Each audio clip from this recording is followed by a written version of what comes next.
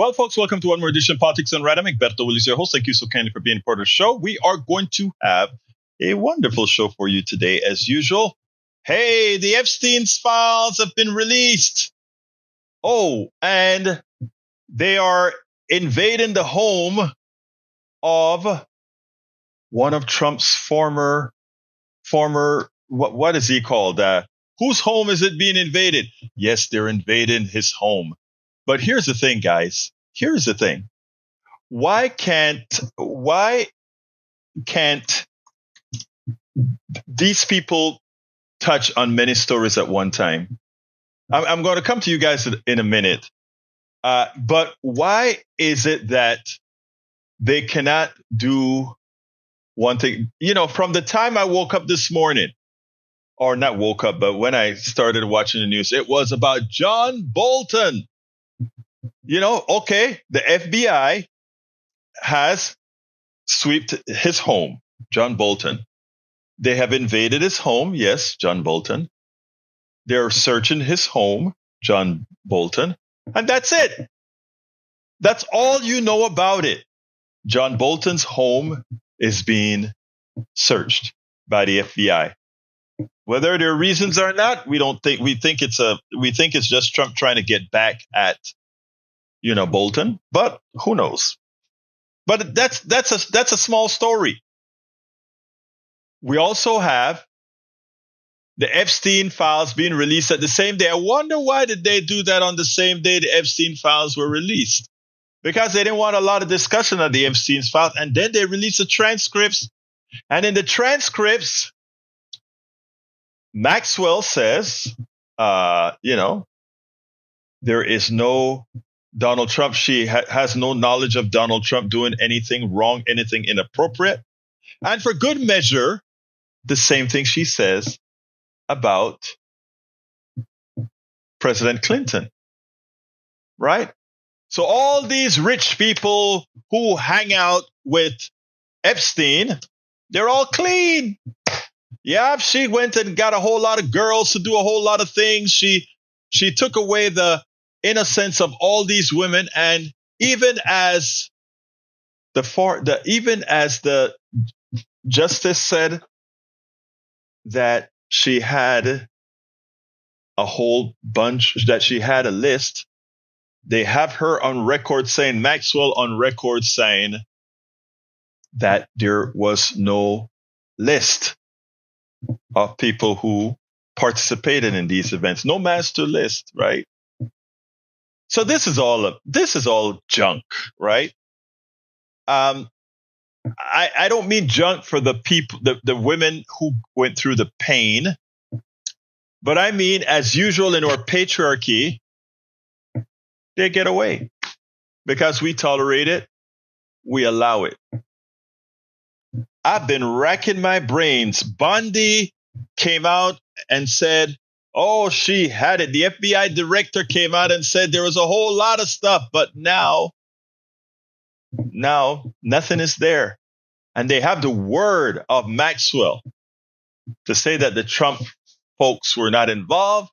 And for good measure, maybe since Hillary Clinton said that she would probably nominate Trump for a Nobel Peace Prize if he got the stuff done with Ukraine, maybe Trump liked that and made sure that if, in case Clinton did anything with Epstein, hey, all these rich fat cats get away with taking advantage of women, and folks just accept it.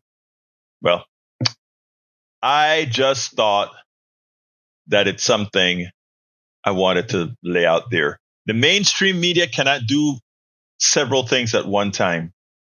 One of the reasons I wasn't covering the Epstein story is just because of this. Because again, they hyperventilate on one thing, and then when they get a story to take the Epstein off the front page, as they're doing with the Bolton home invasion, if you will. Not home invasion, but you know what that's called.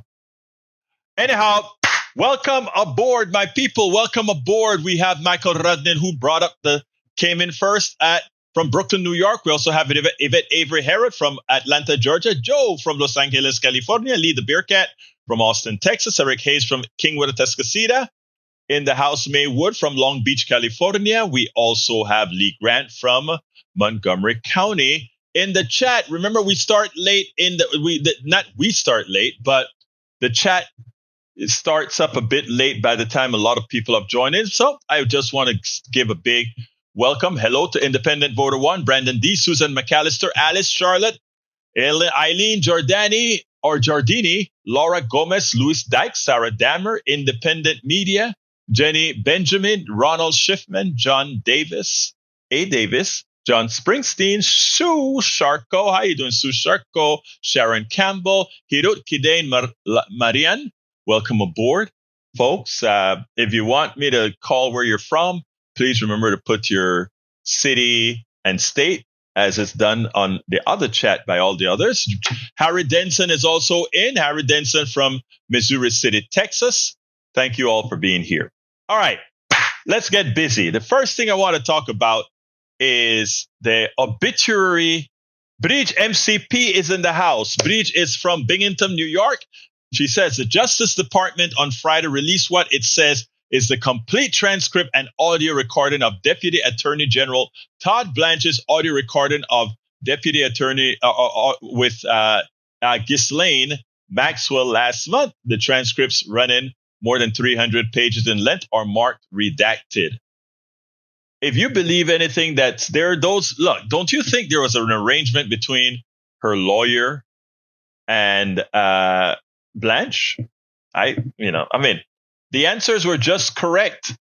Look at the answers to all the questions. They were just the right answers to get her to come to a minimum security prison here in Texas. Yep. How else do you explain it? Patrick Magner says meow from Houston, Texas. You know what, Lee Grant? You and I may be onto something there, Lee. We may be onto something there, Lee Grant. All right, let's get busy. The demise of the Democratic Party is premature. You can say the demise of the Democratic Party establishment is not. The obituary is waiting. The question is whether the progressives and those who continue to find hope in the establishment do the right thing and start electing people working for the people. I want to play you a little piece here, and this little piece will tell you where my head is at, where our head, I think, is. Check it out. We all know that the Democratic Party is getting a pretty bad rep right now. In fact, a lot of people are in states, the 30 states that actually register people by party.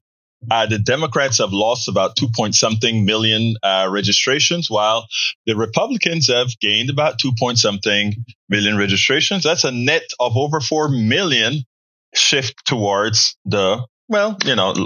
shift towards the Republicans, if you want to kind of look at it that way. But the reality is that's not the real answer. The real answer is a lot of the people that are leaving the Democratic Party are people that are just upset that the party continues to lean more towards the neoliberal side, the establishment side. But the establishment is one thing. People are the next. And if you take a look at what happened in New York with Mandami, what it proves is that Zoran is absolutely it's a template that we ought to be looking at. He touches all the buttons that all parties, all the people in all parties are looking for. It doesn't matter that the billionaire class are going to try to hit him on being a democratic socialist. That doesn't matter, because what democratic socialism means to America is exactly what they're asking for. Take the names off, take the labels off. The policies that this guy is putting out there, when he articulates them, because he's a very good communicator, that is what the people want.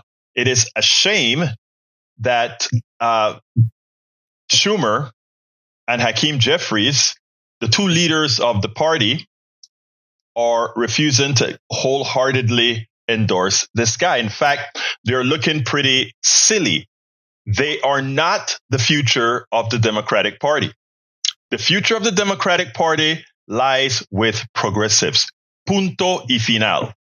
I want you to listen to this little piece here, and then we'll take it on the other side. It's a very short piece. Yeah, and a lot of people have been saying, including the New York Magazine, by the way, they had this headline that said the obituaries for the Democratic Party are premature. What is your take on all this? I think the Democratic Party has a lot of work in front of it. I think the reason a lot of these voters shifted over is for opportunity. I think part of this is Trump is an avatar for them. He stands up for them. The other part of it is that they see the Republicans more generally, and Trump specifically, as a successful businessman who's going to create economic opportunities that allow them to put money on the table for their families. That flies in the face of decades of statistics that show the GDP and the economy has performed better under Democrats, that our economy does better when we embrace diversity, when we embrace inclusion. I think it's also better morally and socially, but you don't have to make that argument on those grounds to people who are put off by that. You can simply say the Democrats have a strong track record of creating opportunities and optimism for people who need it, and get that message out of the hands of the Republicans. I also think that's an animating force in all of this.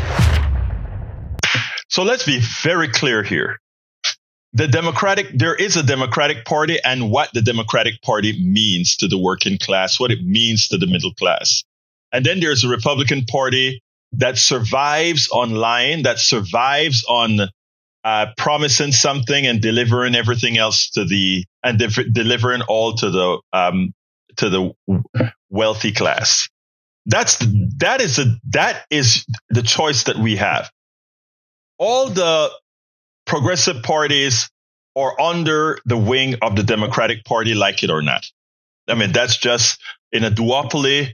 There's not much that is the answer in a duopoly until within that duopoly we do the necessary steps to change it progressively. So therefore, the demise of the party, premature, yes. How do we move forward?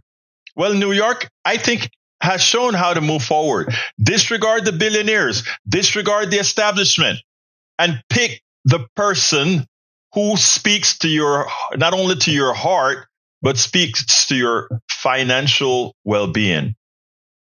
And then disregard.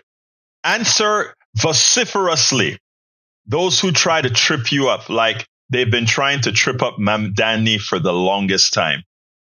But when you have somebody who can communicate the good that progressives represent against the lies and the evil of the right and the establishment, against the policies that move things simply to one direction, that's a winning combination every progressive can learn from. And I just watched Mamdani on yet another interview on CNBC. And let me tell you something. If there is one person who knows to communicate the message, it is this guy. And if other Democrats out there, other progressives out there, if they want a template on how to speak on just about every issue, including issues that are anathema to their beliefs, follow that template, because this guy has what it takes. Absolutely so. And for those who will, for our MAGA folks who refuse to acknowledge the reality that the Republican economic policies are much less robust than the Democratic, let me go ahead and put some numbers out there for you. And again, I know people kind of goes with feelings and not necessarily, but not numbers all of the time. But here's the facts. First, let me just show you some charts. All the way back to Truman. Look at the growth in the economy. This is average annualized GDP growth by term. Truman, Kennedy, Johnson, Carter, Clinton, Obama, all of these guys excel. And remember, Obama came in when we had the crash, when the economy crashed, is when Obama came in. Remember also when the economy started crashing under Bush 1, Clinton came in. all of them better economists. Look at the blue lines. Look at the red lines. Average annualized GDP growth by presidency. Look at the comparisons. It's all there. It does better under Democrats. And let's get the actual numbers now. Princeton economists Alan Binder and Mark Watson found that annual real GDP growth averaged 4.33% under Democrats versus 2.54% under Republicans, a substantial gap of 1.8%. That is huge. That is almost 30-something, 40% more under Democratic rule. Democrats need to start articulating that they are much better for the economy than Republicans. Similar findings from the Economic Policy Institute showed GDP growth about 1.2 percentage points faster during Democratic administration. That's 3.79 versus 2.6. The Belfer Center reports 4.23 versus 2.36, reinforcing the consistent Democratic advantage. These are numbers. These are how the economy performs. Therefore, guys, disregard what you hear about how great economists work under Republicans. It's just false. It's just talking points. And Democrats are terrible in explaining that these talking points are false. Job creation. Since World War II, Democratic presidents have overseen about 70.5 million jobs compared to 29 million jobs under Republicans, roughly 2.4 times job creations under Democrats than under Republicans. Eat that, my dear brothers and sisters. Mike Cisak, are you listening? All right. We also have from the JEC data. Job growth under Democrats total 50 million versus 17 million under Republican presidents, is more than 3 times. Come on now. Let's keep it up. The urban Milwaukee chart highlights that every Democratic president saw a drop in unemployment, while 6 of 7 Republicans saw rises, with an average gap of 3.5 percentage points. These are facts, not talking points. These are numbers. You can go to the Bureau of Statistics and find it out. The BLS, go look it up. It's there, my dear CSAC. But you guys can't accept that the Republican Party is a failure, right? Oh, even though you do very well under Democratic leadership. You do very well under Democratic leadership. Let's continue. Broader economic indicators, recessions. 10 of the 11 post-World War II recessions began under what? Republican governments. I repeat, 10 of the 11 recessions in the post-World War II era began under Republican president. In all of everything that we do, we need to go out there and point these things out day in and day out. By the way, these statistics that I'm doing here didn't come from a party, or these are just looking at the numbers, okay? Income growth. According to Bartels, poor families saw over 4 times as much income growth under Democratic administration compared to Republican ones. And we even saw that when Donald Trump, look at what happened. Biden came in, instituted policies that pulled children out of poverty by over 50%. And as soon as the Republicans entered the Congress and changed the policies, the poverty rate of the children, the people that you guys say you love, Democrats or Republicans say they believe in the sanctity of life and they believe in taking care of our kids. Yet their policies immediately threw kids into poverty. Okay? I'm giving you the numbers. You can copy the screen, guys. All right, investment and inflation. Studies note higher business investment and slightly lower inflation rates under whom? Democrats, as well as faster growth in family incomes at the bottom quintile. Look, there's no magic to why these results occur. Republicans believe in austerity, tax cuts for wealthy people, And let me give you the economic rationale behind these numbers. You don't only put these numbers out. It's not enough to just tell you these numbers. Really, it's not enough. You have to say why these numbers are consistent with Democrats. And that is because of how economics work. The policies that put monies into the hands of the working class, because the working class has something called a higher, and listen to this, this is going to be a minor economic class. Poor people, middle class folk have a higher propensity to spend. The marginal propensity of that person increases. And thus, if you put monies in the hands of poorer people, people that need more, there's an economic term now, the marginal propensity to consume. They have a larger marginal propensity to consume than rich folk. So that said, if you give money to rich folks, that means nothing to them because if you give them tax cuts and all, because they're already rich, there is nothing that they're not going to spend or buy. So whatever extra money you give them, they throw it into another country, they throw it into a bank. It does nothing. And people say, well, they'll build more factories. Why the hell will they build more factories if they don't have people that have the money to buy what that factory will produce? Supply side economics is a fraud, and the numbers prove it. The reason Democrats do better than Republicans on the economy is not because they're Democrats.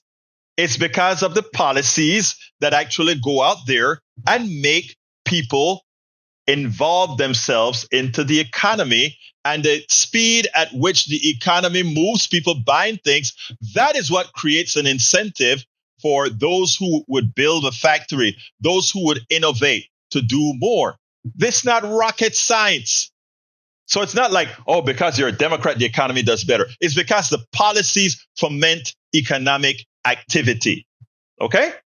All right. Contemporary insights. An analysis from Democratic Alliance source notes the U.S. economy grew faster overall under Democratic presidents. Job growth, unemployment, and manufacturing all favor Democratic terms, particularly Biden's. What did Biden do? He injected a whole lot of money with the IRA as well as with the CHIPS Act. He put a whole lot of money into things that would generate. And you know what? And it did. Our economy was the only economy that didn't fall into recession, the only economy that does right. Okay? So let's be clear here, folks. Don't let people who lie to you about, the austerity, tax cuts and all of that fool you. It's all a sham. It's all a sham, and it does nothing for people. Vox emphasizes that despite public perception favoring Republicans on economic competence, real data, GDP, job creation, stock market points to much better performance under Democrats. So let's be clear, folks. I want you all to take those numbers. And whenever you are in conversations with MAGA, do it nicely, respectfully, but send them to the numbers. All right.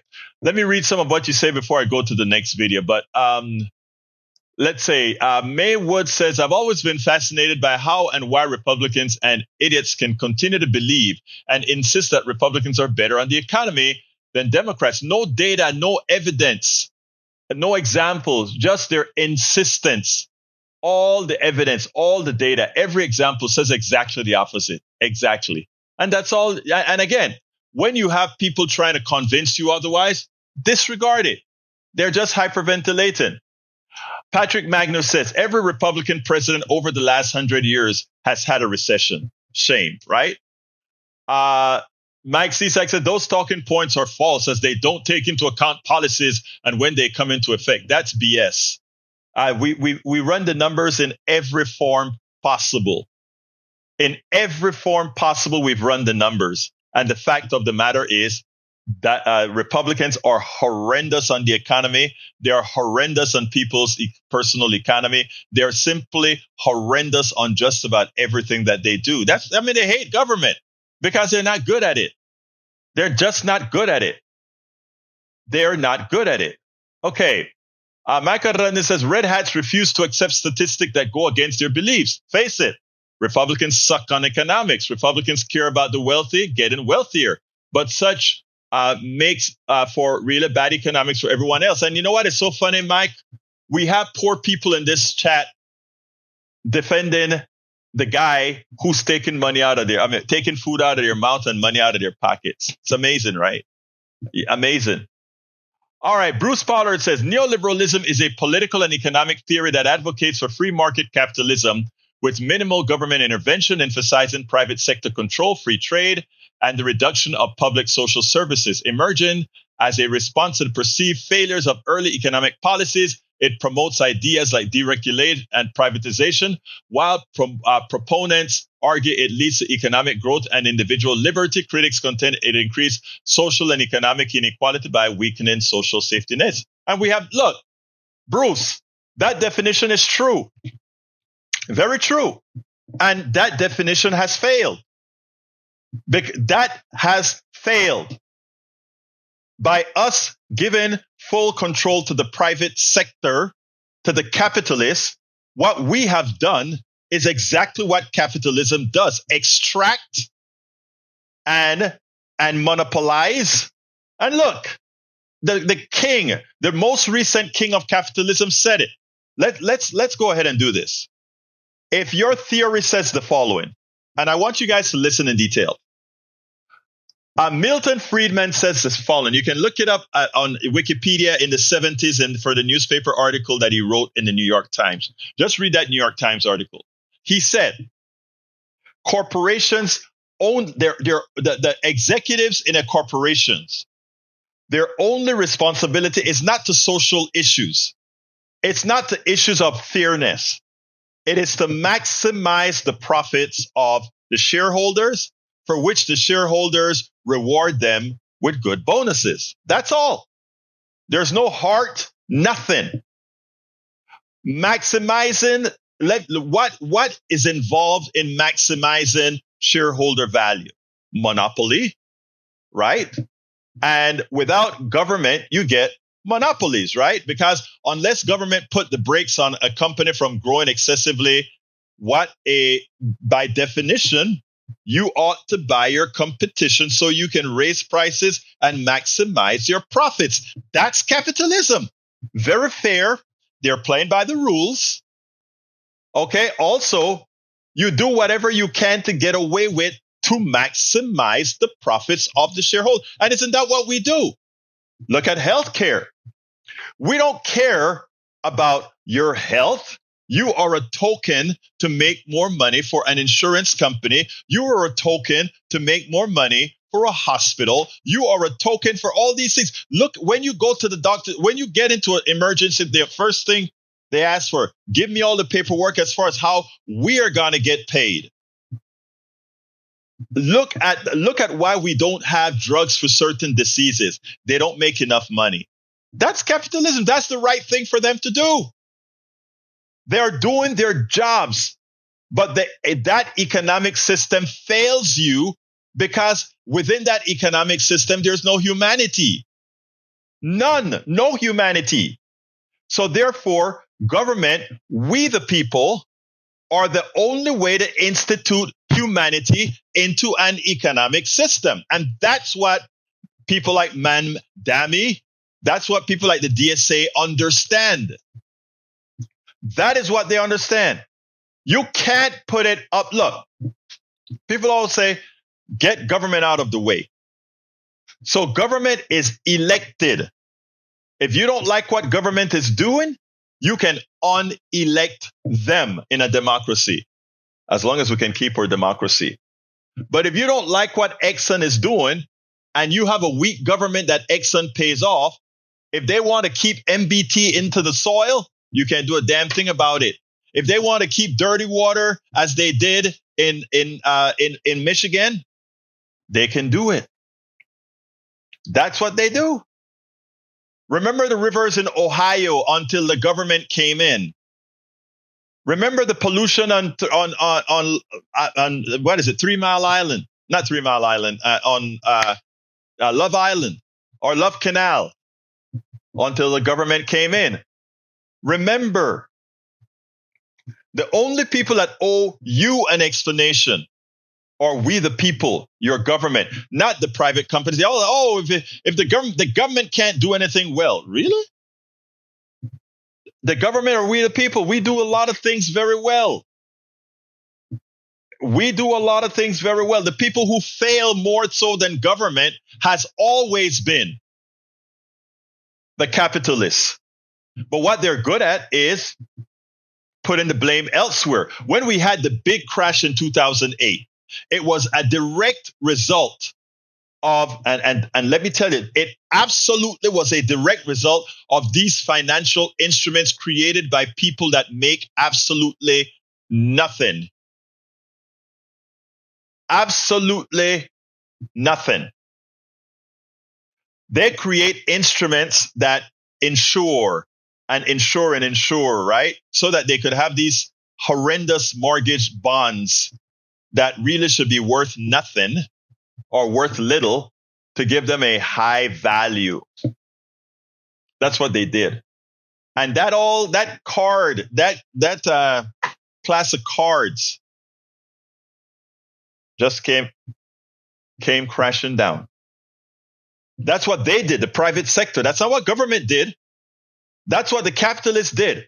They created false instruments, not real monies, false bonds, these things were things that are based on nothing. They created that. Then in 2008, the economy crashed, locked up, credit locked up. Why? Again, because of what the private sector created. Okay. Who did they come crying to liquidate them? We expanded the money supply for them. Right? We eased the money supply for them. Think about that. And then, not one of these bankers, except for one Indian guy that went to jail. None of them went to jail. Hey, John, talk to me. Oh, wait, why isn't it answering? Come on. Hey, John.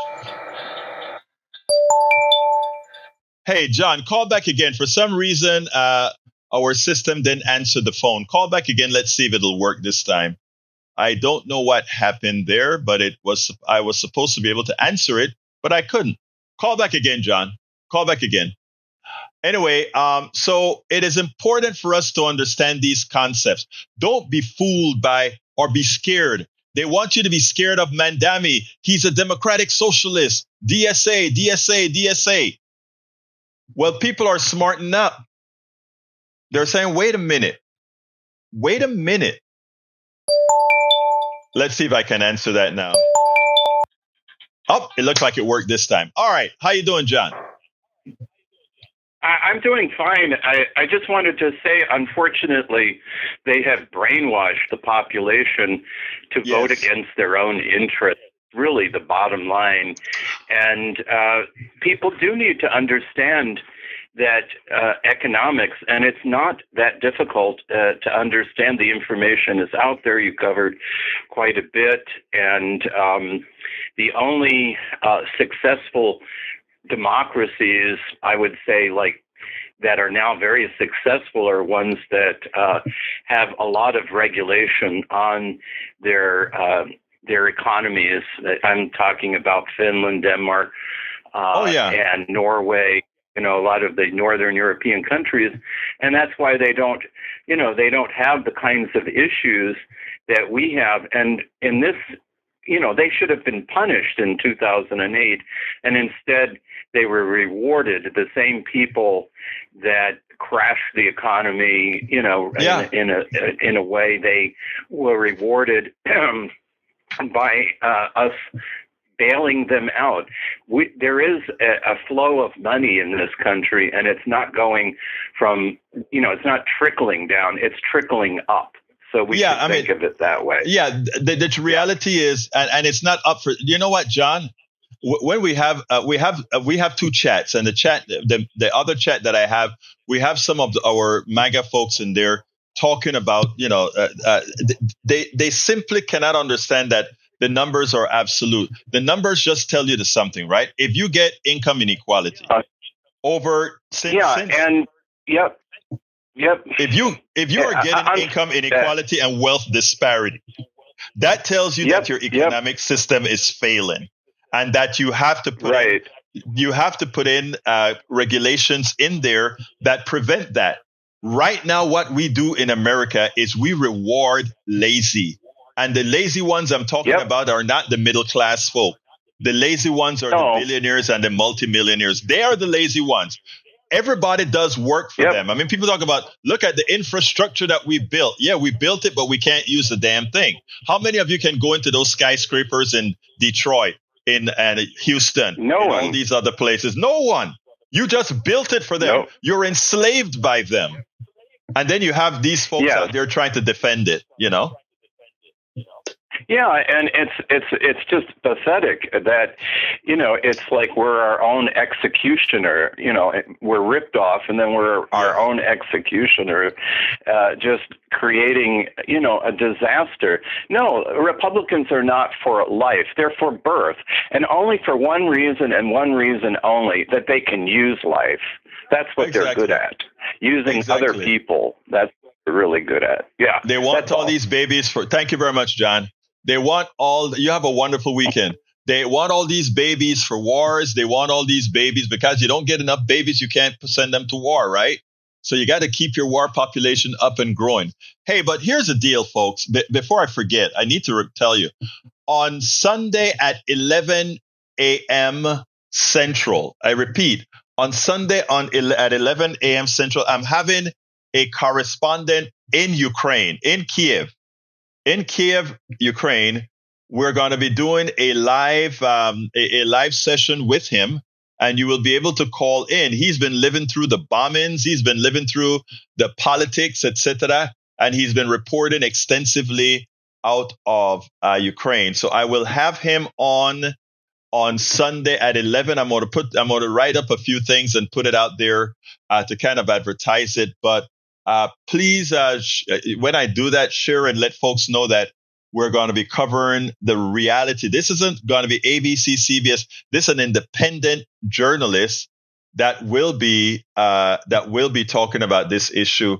And the reason we have to do it, Eric, the reason we got to do it at 11 a.m. is because, again, the time difference between here and Ukraine. And, at that time, he's able to get good internet access and that sort of thing. So, whatever the case is, it'll be taped. So we'll be taking phone calls if anybody wants to ask him any questions specifically as well. So remember, that's going to be Sunday at 11 a.m. Central, 12 Eastern, 10 Mountain, 9 Pacific. And this is going to be Chris Sampson, who is a correspondent out there. Out there. Anyway, Maywood says, well, let's see if the government policies cause the upper crust incomes to go up while the workers and the middle class wages come down, then the economy is doing poorly, period. Absolutely. And that we've had that for now decades, right? We have had that reality now experience for decades. So let's be clear about that. All right. I got one more video that I got to show you. And this one is, hey, Trump has gone Mao Zedong. He has gone Mao Zedong with a touch or a hint of Marx. Yeah, we're talking about Trump. Check this out. Well, it seems like the capitalists are all concerned now. Donald Trump has gone all Mao Zedong. It has gone all Karl Marx on us. And, the capitalist folks have not yet spoken up, but in private, they're sending out their spokesmen to really start to get on Trump.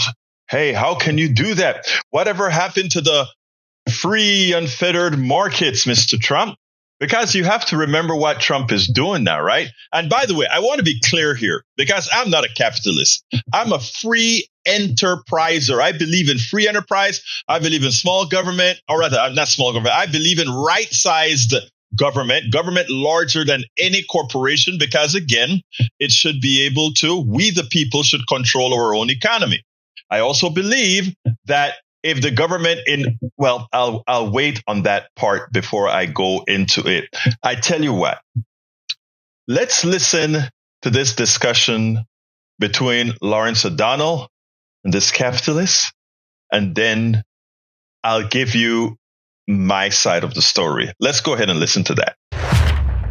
Donald Trump happily labels every Democratic politician in America opponents of free enterprise and socialists. Tonight, we renew our resolve that America will never be a socialist country. But our next guest, Yale Management School Senior Associate Dean Jeffrey Sonnenfeld, writes in Fortune magazine, unlike any leader of any free market economy around the world, President Trump has seized control of private enterprises' strategic decision-making and investment policies while invading corporate boardrooms so that he may dictate leadership, staffing, punish corporate critics, and demand public compliance with his political agenda. This is far more dangerous to capitalism than a city-run grocery store. Rather than pursue standard laissez-faire conservative economic policies, MAGA has gone Marxist and even increasingly Maoist. Joining us now is Jeffrey Sonnenfeld, Senior Associate Dean at the Yale School of Management and a CNBC contributor.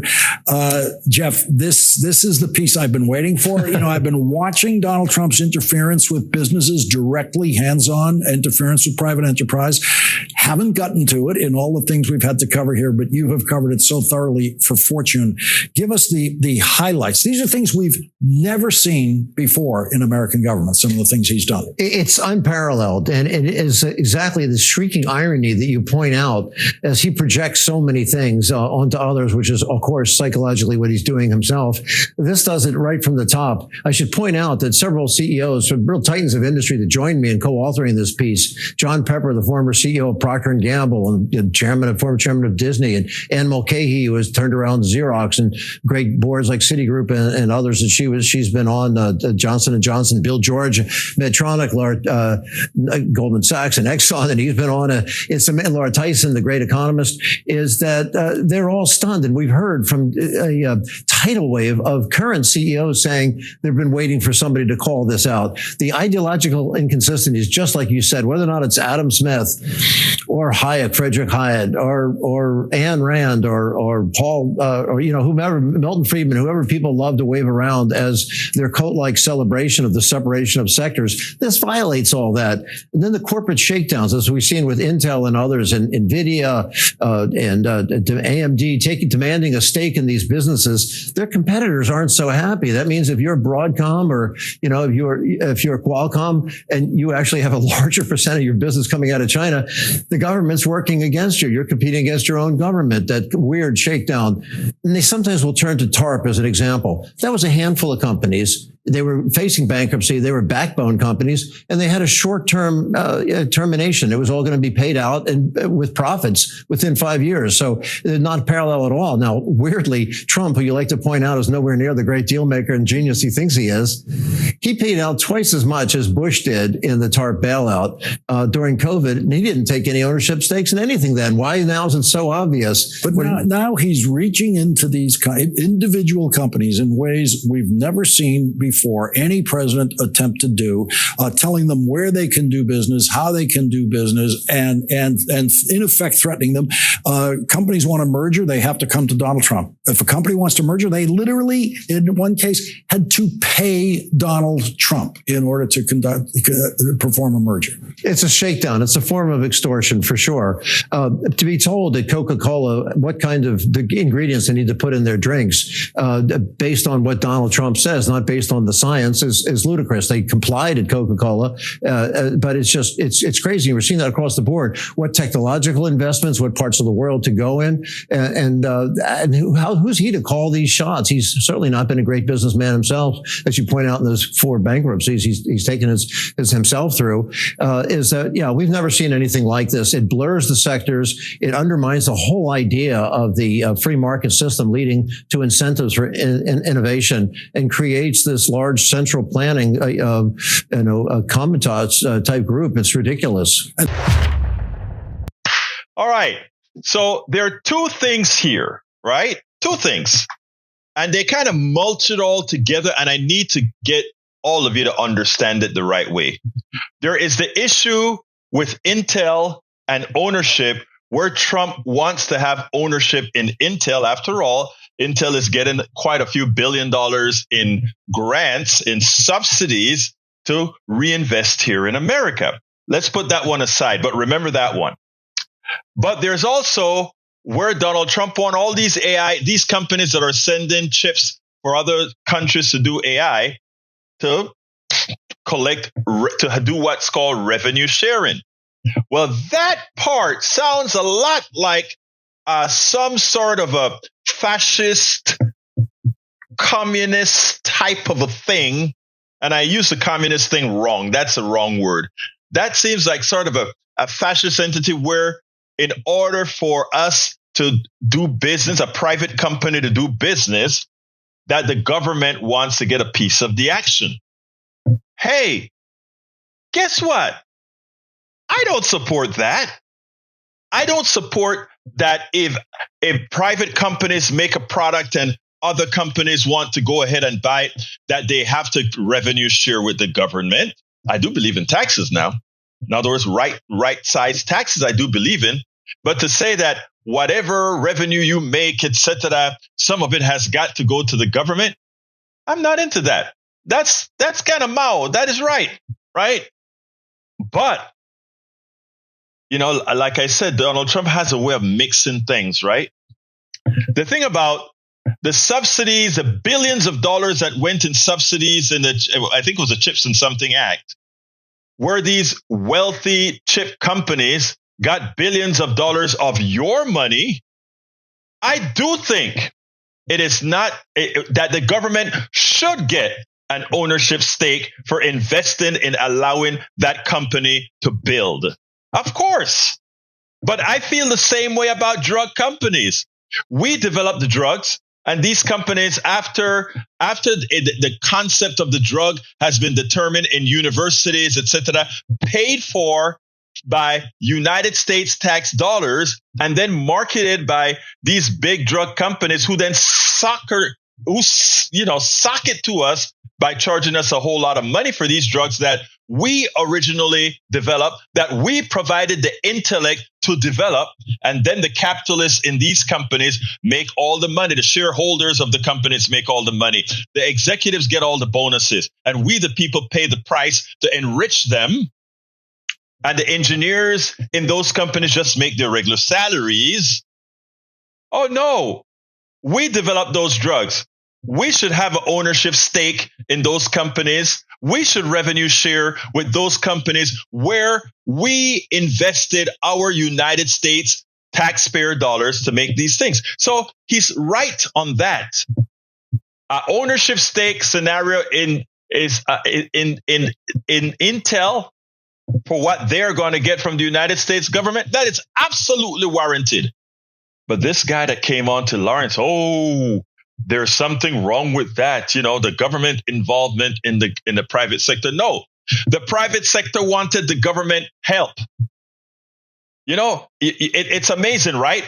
When they're given Medicaid, they want everybody, even if you're taking care of a sick person, you're healthy, but you're taking care of a sick person. They want you to go out there and make and work at least 80 hours a month. They want you to go out there and do that, right? But these rich fat cats out there that are getting $10 billion from us, untouched, just our tax. Oh, you don't have to do anything for it. You can go build your factories, inflate the dollar, make the money, make your profits from that. And you pay nothing. but our workers, our Medicaid recipient, our SNAP recipients, these people that have worked their lives off and have hit hard times. We want them to pay. Those poor people must pay. They must work even if they can't. Even if circumstances are not opportune, they must work. So again, let's look at it this way. Yeah, Trump has gone not full Mao, full fascist, but with a touch of sensible. And that touch of sensible is, yeah, if we're going to invest in drug well, he didn't say it for drug companies, he said it for Intel. But we should take a look at all the companies that receive subsidies from us and then sell us back the things that we designed, created with the intellect of the taxpayer. Yeah, we should have a stake in all those things. And actually that would then pay back a lot of what these guys are profiting for on our backs. Folks, let's wake up and let's understand what's really going on out there, because what happened is that is how they sucker us into doing that which need not be done. All of our country's problems, from polarization to ignorance on domestic and international issues to a complete misunderstanding of our economic and healthcare systems, are a direct result of a derelict mainstream media that too often bend over backwards to support corporate or bought politicians' wants as opposed to the people's needs for real information to make their lives better. Independent media is the only solution to inform truthfully and factually. Why? Because our loyalties are to you, the ones who fund us with small dollar contributions and subscriptions. Please consider supporting our independent media platforms by subscribing to our Egberto Off the Record newsletter at politicsdoneright.com/newsletter. Again, that is politicsdoneright.com/newsletter. It's an investment that pays incalculable dividends. Well, it is absolutely an investment that pays incalculable dividends, folks. Look, I want to remind, for those of you that have just come, on Sunday at 11 a.m., I will have Chris Sampson, who is a correspondent living in Kiev, Ukraine. He'll be giving us the rundown of what's really happening in Ukraine from a political perspective, from a military perspective, etc. I'm going to have a few questions I'm going to be asking him, bringing him in live, and we will be allowing questions. So I'll have the telephone lines open that you guys can ask him questions. It's going to be done on Substack Live. So if you don't have a Substack Live account right now, get yourself a Substack Live account, because I'll have it open, but get a Substack Live account and check it out. The reason I'm doing it on Substack is let me give you the rundown real quick. We have noticed a lot of throttling on things having to do with Israel, things having to do with Gaza, things having to do with Ukraine, and also listening for keywords. And some people have even been getting their accounts flagged. If your information doesn't square, they'll try to say that you're giving wrong information. Well, I'll have somebody in the belly of the beast coming on, and we have a lot of freedom at Substack Live to do what we want to do, unlike on YouTube, Facebook Live, and other platforms. So we will have Chris Sampson on. Chris Sampson will be with us 11 a.m. on Sunday, this upcoming Sunday, and we will be talking about Ukraine from the belly of the beast, directly from Ukraine, and we'll have extensive time. Unlike what you get on network TV, we'll be able to talk to somebody who's actually there, who actually writes for he gets, many of his articles have been picked up by the Ukrainian main English newspaper as well. And, he's worked with guys like, what's the name of the military guy that went out there? Mike, what's his name? Mike Sampson? No, not Mike Sampson. Anyway, he's worked with quite a few of the people you've seen on TV, the generals, etc., on TV, and we'll have him on Sunday. All right, I got to get out of here. But before I get out of here, I want to ask all of you who have the wherewithal to do so to please become paid subscribers of our Substack. As you can see, we make sure and do a whole lot of work and bring you truly fact-based information. A lot of times things that the mainstream media won't tell you. You can become a paid subscriber by going to politicsdoneright.com/newsletter. politicsdoneright.com/newsletter. I've just put the link in both chats. Please, we cannot do this without you, and we're way behind in signing up memberships. So I ask you as kindly as I can, if you have the wherewithal to get Politics Done Right a coffee, please consider doing so by becoming a paid subscriber at politicsdoneright.com/newsletter. Got to get out of here. Look, folks, love you all from the depths of my heart. My name is Egberto Willies. This is Politics Done Right. And you guys know how I end this baby. I am what? Out. All of our country's problems, from polarization to ignorance on domestic and international issues to a complete misunderstanding of our economic and healthcare systems, are a direct result of a derelict mainstream media that too often bend over backwards to support corporate or bought politicians' wants as opposed to the people's needs for real information to make their lives better. Independent media is the only solution to inform truthfully and factually. Why? Because our loyalties are to you, the ones who fund us with small dollar contributions and subscriptions. Please consider supporting our independent media platforms by subscribing to our Egberto Off the Record newsletter at politicsdoneright.com/newsletter. Again, that is politicsdoneright.com/newsletter. It's an investment that pays incalculable dividends.